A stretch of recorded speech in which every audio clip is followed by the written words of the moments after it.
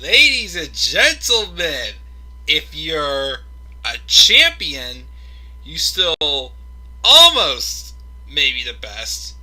You are almost a superhero.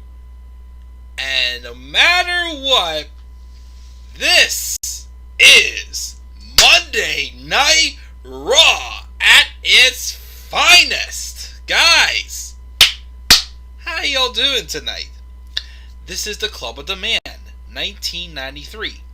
We are here live to talk about Monday Night Raw. From Monday's episode, of course, because this is Wednesday night.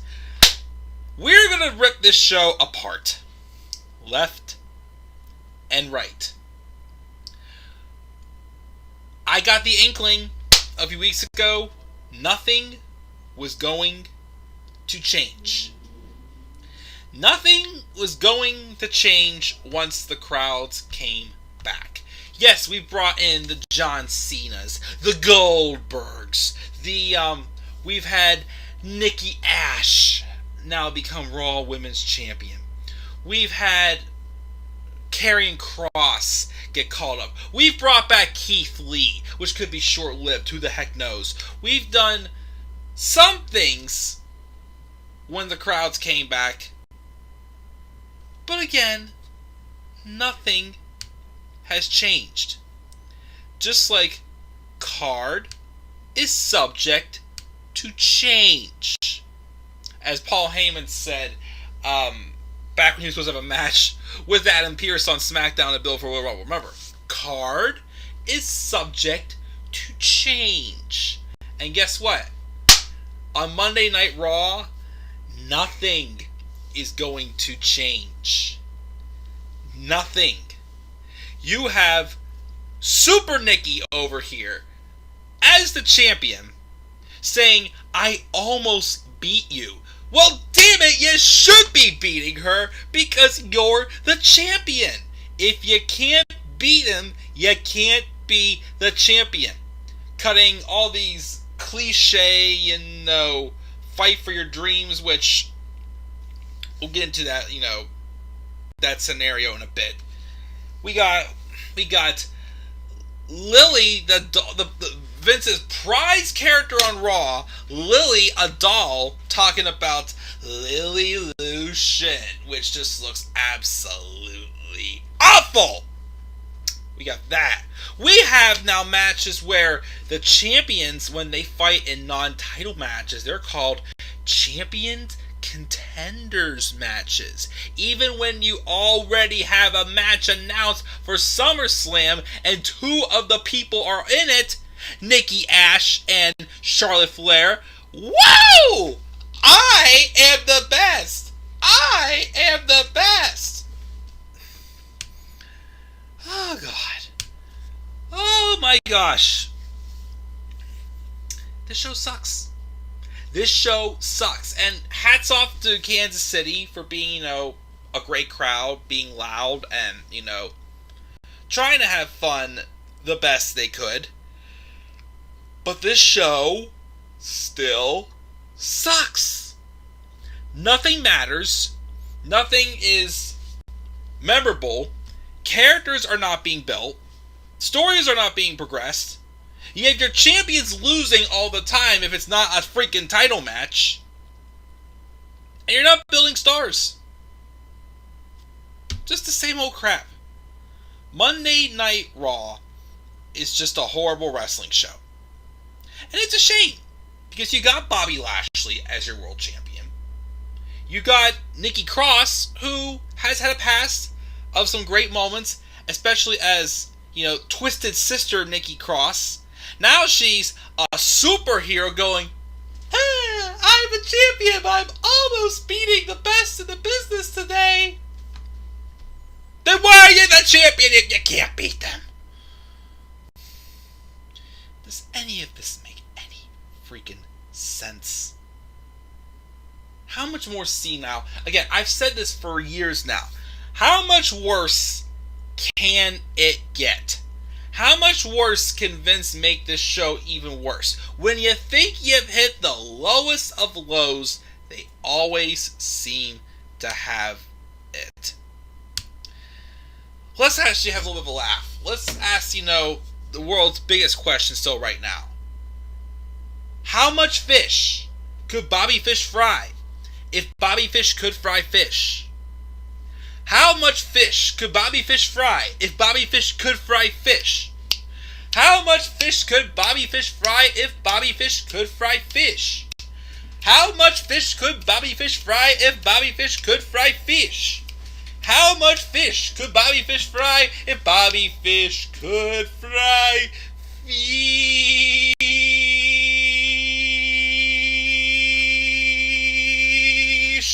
Which is like that one episode of Looney Tunes where Bugs Bunny was like directing the opera, put his hand up, and then I don't know what I think he walked away for a second to put earmuffs in. His glove just stayed there the whole time. I don't know. I'm talking about random stuff. I actually want to get moving here because, one, I don't want to talk about this show. I hate it, but I still do reviews for you guys because I want to keep consistent, as always. But I got a lot to do tonight. My biggest goal, especially with me being busy for the rest of the week and having plans tomorrow and Friday night, so I don't know when I'm going to get to do reviews, but tonight my biggest goal while watching Fight for the Fallen is to do my SummerSlam match card. I'm doing that tonight. That is my goal tonight.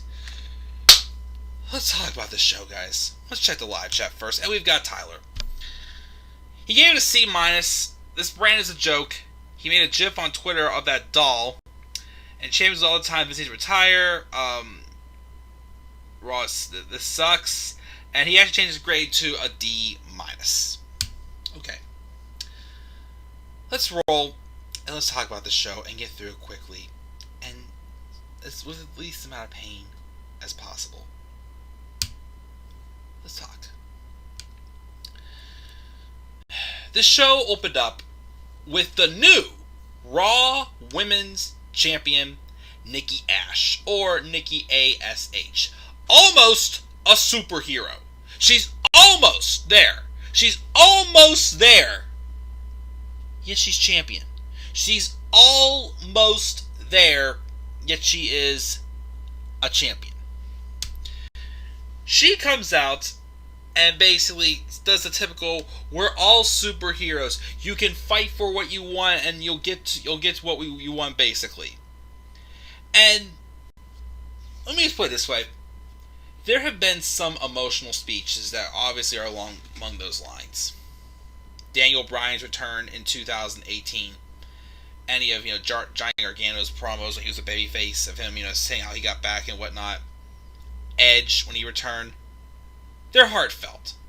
But when you have it like this, in a gimmick that even though it is Nikki's idea,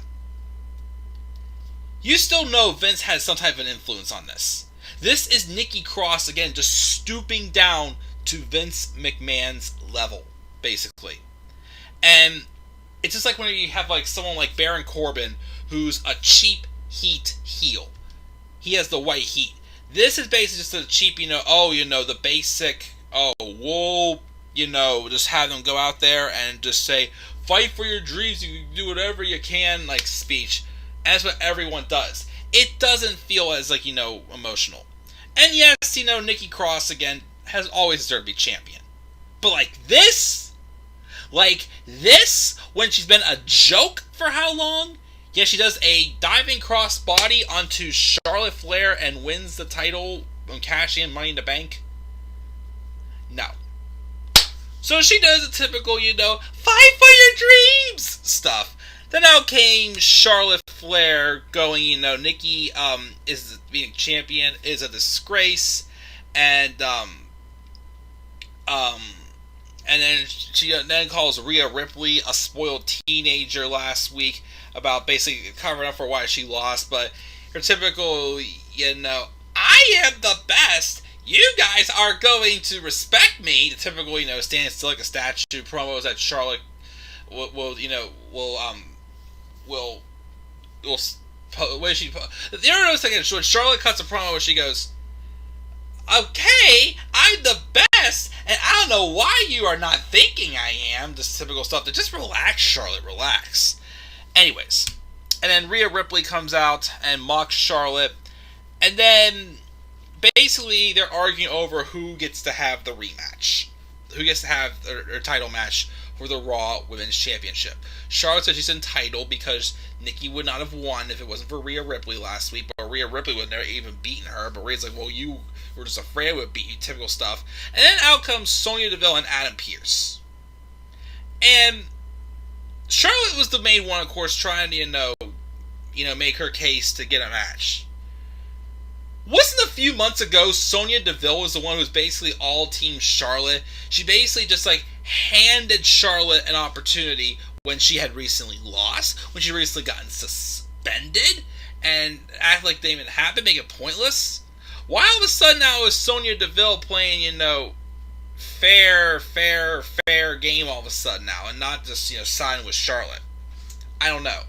But then Charlotte wants to prove she can beat Nikki, so Nikki accepts a one-on-one match, a Champions Contenders match. Remember, because that's apparently not what they call non-title matches. Championship Contenders match, even though, again, Charlotte Flair is already getting a women's title shot at SummerSlam.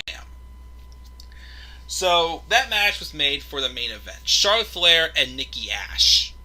Non-title, remember, Champions Contenders match is the main event. Damian Priest then calls Sheamus a coward. Then they have their Champion Contenders match, Damian Priest and Sheamus. Give it to say that was a solid match. Probably the best match of the night, to be honest. During the match, though, Damian Priest knocked off Sheamus' face mask because of his nose. And then, even though we saw no blood, of course, Sheamus was complaining that, oh no, my nose is broken again, give me a doctor. And it's like, you don't even have blood coming out of your nose, buddy. But even they battle for a while, hard hitting. Damian Priest would eventually win. I guess they're calling his finisher the Reckoning again, which makes me wonder what's going on with Mia Yim, because I thought they would stop calling it the Reckoning, because Reckoning is Mia Yim's name when she was, of course, in Retribution. But I'm starting to wonder about her and her fiance, Mr. Limitless Keith Lee. We'll get to him shortly. But yeah, Priest wins with the Reckoning, so I'm pretty sure they're going to have a match for the U.S. title at SummerSlam. And if that's the case, fine. Put the title on Priest. That's fine. It's whatever. So we got that. Then we have AJ Styles and Omos in a rematch for the Raw Tag Team Championships, and they defeated the Viking Raiders. I'll give them credit and say the both times I've seen them wrestle and have title matches for Money in the Bank and on Raw here, you can tell they've tried. You watch a match and you can tell they're trying their best. It's just, as always, the tag team division is just dead. AJ Styles and Omos retain as expected, and that was the last, of course, of them we would see later, though.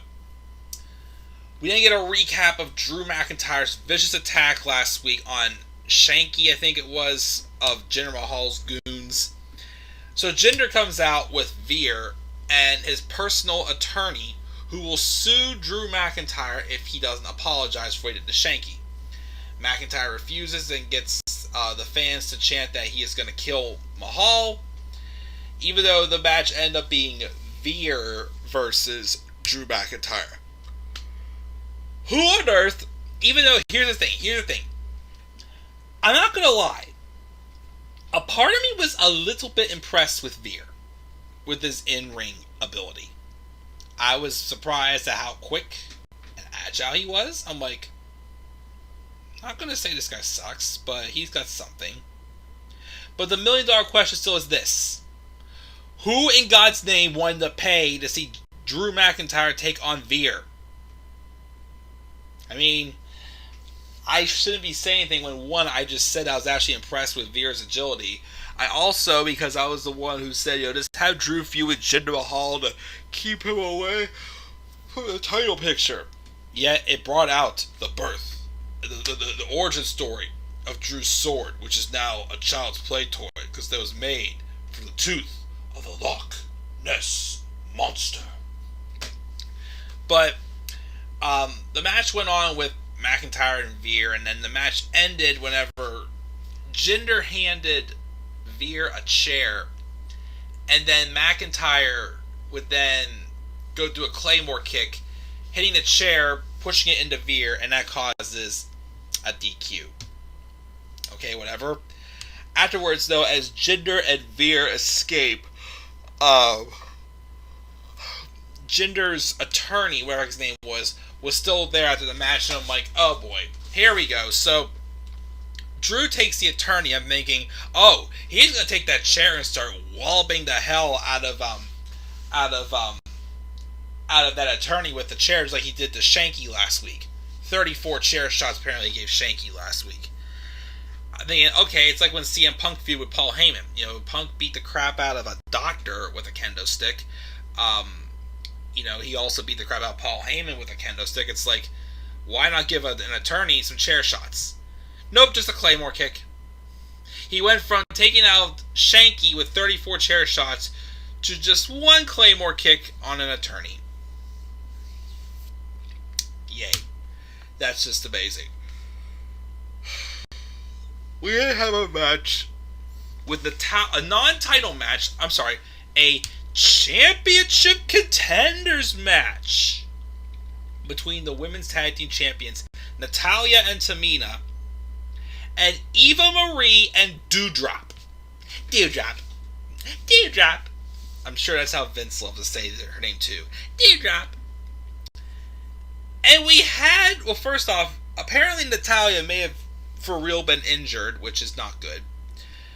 But the match, and all I remember from watching this match, the match ended by Eva Marie getting distracted on a Titantron with a vignette of Lily posing like fashion, basically mocking Eva Marie's vignette and calling it Lilly-Loution. Nobody is behind the stall. Nobody cares about the stall. I think I'm also still salty. Not just the fact that, one, I know that they literally did a ton of things during the Thunderdome era that they cannot get away with without the Thunderdome. And also because I'm still salty because they took away the stinking feed gimmick from Bray Wyatt and put it on someone that Vince absolutely adores. But that distraction, Eva Marie eats a pin from Tamina, so what was the point of that? We're literally getting a feud with Eva Marie and Doudrop, which again, we're supposed to hate them. But then again, are we supposed to also hate Alexa Bliss and Lily? I'm done trying to figure that one out. Oh yeah, and then we have Keith Lee taking on Karrion Kross. The man who lost to Jeff Hardy last week as NXT champion. And rumors have it, Kross is supposed to lose to Hardy again this week until Jeff Hardy got sick. He tested positive. So instead, they decided to put the two guys who lost last week against each other. And Keith Lee tapped out. How is that making Karrion Kross one look good? You're not going to be able to make us forget that he lost to Jeff Hardy in his Raw debut. And why are they making Keith lose again? I'm really wondering what's going on with Keith Lee. Because he's posting those tweets, teased that he's going to tell us what was going on, why he was away for so long. But he's going to tell us in a week or two, he said. So, with that and the booking he's getting since he's come back, I wonder if he's leaving. I wonder if he's getting ready to leave and they're literally just bringing him back just so, wear the last out of him. I don't know. Because Mia Yim still's not back. And like I said, they were calling Damian Priest's finisher, The Reckoning, Hit the Lights until this week. They called it The Reckoning again. So is Mia either getting her real name back or is she going too? Because again, she is Keith Lee's real life fiance. So I don't know what's going on. To me, this win did nothing for Karrion Kross and Keith Lee. Was it a decent match? Yes, but this did nothing. And again, Keith Lee tapped out. I would have rather had Keith Lee pass out than tap out. So, this did nothing for me. We had Mustafa Ali and Mansoor defeat Mason T-Bar. Just turn Mustafa Ali and make Ali and Mansoor face. Make him a legitimate tag team. I actually I could get behind a tag team of Mansoor and Mustafa Ali. Give that a new addition. Who knows? Oh yeah, then we got T-Bar and Mace, who still cannot be called by their real names. I still don't get that, but whatever. Oh yeah, and then we have MVP and Bobby Lashley rejecting Goldberg's challenge for the WWE Championship at SummerSlam, which that was legitimate. We were getting not Goldberg and Bobby Lashley, getting Brock Lesnar and Bobby Lashley, but we're still getting Bobby Lashley and Goldberg. He just hasn't accepted it yet. But Cedric Alexander and Shelton Benjamin both came out. And I'm thinking, oh boy, Hurt Business, let's brew it back up. Let's say maybe Bobby Lashley wants to Hurt Business back together because he's too scared of Goldberg. No, they came out there and just for Bobby Lashley to squash them 2-on-1. Yep. No Hurt Business. No Hurt Business. We have AJ Styles and Omos approach The Miz and Morrison backstage about a favor. And the favor ended up being they helped John Morrison beat Riddle in a match. Styles and Omos break Riddle's scooter and they beat down on Riddle. So I'm guessing this is the start of the build to the match with, even though I'm still confused because apparently Randy Orton was taken off of the active roster. Why? I don't know. And he hasn't been seen for a few weeks, so I don't know what the heck's going on with Randy Orton. But this is obviously a tease with RK Bro and Styles and Omos having a match at SummerSlam as long ago predicted. We have that. Reginald did stuff with the 24/7 title. And then in the main event, the Champions Contenders match, Charlotte Flair beat Nikki Cross clean and made Nikki Cross look a chump. And afterwards, Nikki Cross cuts a promo after Charlotte just tears Nikki apart and just brags about how she beat her, blah blah blah. Nikki though is like, I am almost a superhero. I could have beaten you. I almost beat you. So I'm going to challenge you to a rematch next week. Just to lose again? Just to lose again, and the character of Nikki Cross thinks it's okay that she lost. She's okay to be the underdog. No, you're not, because you're the freaking champion! Why did you put the title on her if her story was that she's not even a superhero yet? Then Charlotte takes her out. We're getting a rematch next week. Who cares? Who stinking cares? Like, does any of these matches hyped up for Raw even appeal to you for SummerSlam? This triple threat match with Nikki, Charlotte, and Rhea? No.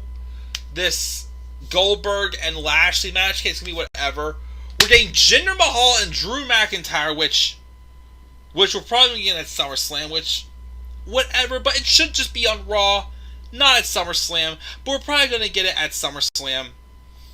AJ Styles, Omos, and RK Bro can be whatever, but I don't know what's going to happen with that. It's just...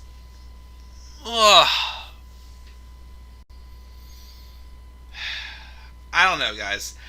I don't know if SummerSlam is going to be as big of a hit as they hyped up before. It's really the only two matches I'm looking forward to right now is John Cena and Roman Reigns and Edge and Seth Rollins. As of now, that's really the only two matches I'm looking forward to. They're being hyped up, at least. But that's Raw, guys. I gave it a D. Just pointless show. What else can I say? In the live chat, that gift of that doll is music pouting Tom. Can we have Shane be in charge instead of these two? I wish. and Raw gone soft, that's for sure. That's what I'm going to do, guys. I'm going to check out. I still got my NXT and you'll have my Fight for the Fallen review to do, but I'm not sure I'm going to get to that because I'm going to a bachelor party tomorrow night, visiting my girlfriend Friday night, going to my sister's best friend's wedding on Saturday. Sunday I have a softball game, so maybe Sunday night at Cobb, I don't know. Rest of the night, though, I am focusing, though, on getting my SummerSlam card done. I'm going to work on that. I do have another special stream I want to do, though. If I get time sometime this week, I'll do it. It's my thoughts on two big names floating around wrestling. Two big names that are being rumored to be going to AEW. One rumored to be appearing at All Out. We'll talk about that, though, in another video. That's my thoughts on Raw, guys. Gave the D. What are your thoughts? Make sure to leave your thoughts down in the comments section below. Be sure as always to slap a like on the video. Subscribe for more content to my channel. Follow me on Twitter at DemandAirBar. Remember, even though you're a champion, you can still almost be the best, according to Nikki Cross. I'm checking out, guys. Who cares about the show? Have a good night. Peace out, everybody.